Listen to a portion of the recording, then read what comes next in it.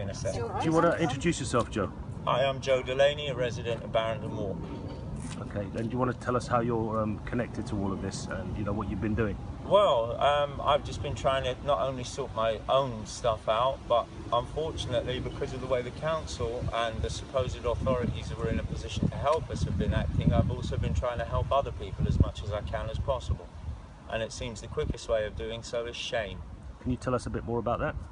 Well, I've just had to deal with some ridiculous people at the council, to be honest, who are more interested in their own feelings and how they feel about particular things, which just shows real crass insensitivity, in my opinion. It isn't about them, and frankly, they're the ones who are paid to be doing this stuff. I'm not paid to be doing this stuff, and frankly, I have enough things on my plate, and so does everyone else around here. We shouldn't have to be doing these things. But hey, guess what? We are, and we're proving quite successful at it. And then they wonder why we're not willing to extend any trust towards them. Have you been in touch with any of the officials, and have you had any feedback from them with regards to the situation and how they're going to be able to help the residents? I've had lots of promises from various people. I've met various people when I've been at interviews and things like that. They all say that they're willing to listen, but we don't need people who are listening. We need people who are acting. Look, I haven't had to listen for terribly long in order to work out what people around here need. Neither do groups like the Real Community or the other charities, or the church, the Methodist Church or the mosque or the Christian Centre around the corner, or any of the other numerous helpers, well-wishers and volunteers who've sort of worked their butts off since the beginning of this thing in order to fill the gap that the £287 million Reserve Council hasn't been fulfilling. Okay.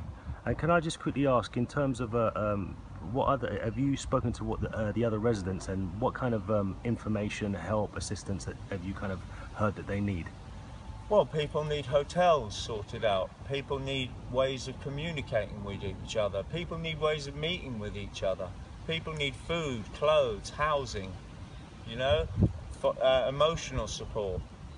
Things like basic things that should be provided as a matter of course. And none of that has happened? It's not happening to anywhere near the extent that it should be, and it's happening far slower than it should be. We're expected to feel grateful for what little they have decided to dole out towards us at the moment, and be very understanding at how busy they are and things like that. Well, look, unfortunately, I don't have access to a pool of money to hire temps. They do. I don't have access to go and recall on resources from other councils to come in and help them assist. They do. So there are lots of things they can be doing to even make their own positions a bit easier from a self-interested point. And yet they're still not doing them. They're either unable, unwilling or incapable. Based on what we've heard, in the press and from other sources, we understand that there's nobody actually in the council at the moment. Is that true, or is that something that they're just kind of... There's nobody running RBKC at the moment. It's Gold Command, isn't it? Responsibility for this matter has been handed over to Gold Command, and an advisory body have now been drafted in. If you notice in places like Doncaster, the minute that certain areas started to fail there, a commissioner was brought in. And the difference between a commissioner and an advisor is a commissioner has executive power. They can say, you will do this, whereas an advisor will just say, you should do this. And frankly, we've been giving advice to the council since the day this happened, and they've not listened. So why are they now going to listen to another advisory body? What can people do, local residents in the area, to kind of move this forward, in your opinion? Local residents need to keep on the case of the council. That's it. They really need to keep on their cases.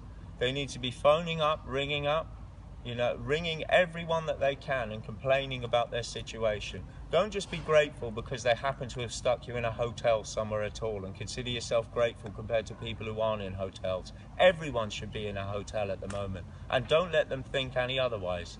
You shouldn't have to just take what they are willing to dole out. You should be given what you are entitled to.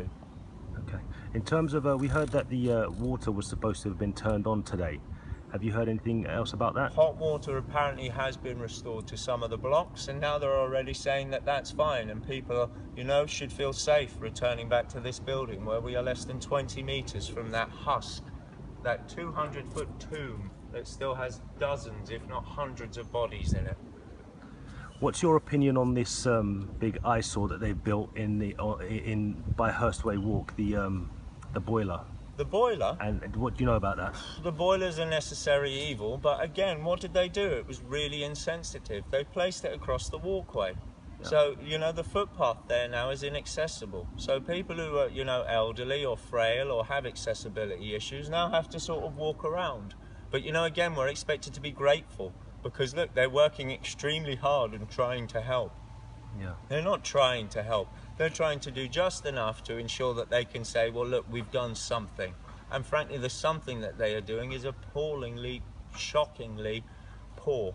So just another question. It's been just over 3 weeks, and have you and we saw somebody who came over yesterday to kind of explain the movement. Apparently the tower was moving. Has anybody else been around to try and explain the situation to the residents? No, because we haven't seen anyone. The person who came around to explain the movement didn't come to explain it to residents. It was just because residents felt the bloody thing move as well and heard it creak, and they decided to evacuate of their own accord.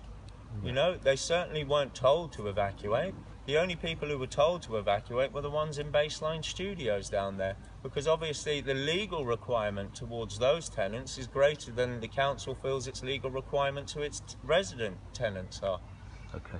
And Gold Command, you spoke earlier about they've taken over the whole situation. How are they dealing with everything? I've not met anyone from Gold Command yet. I'm supposedly meeting them tonight at the residence.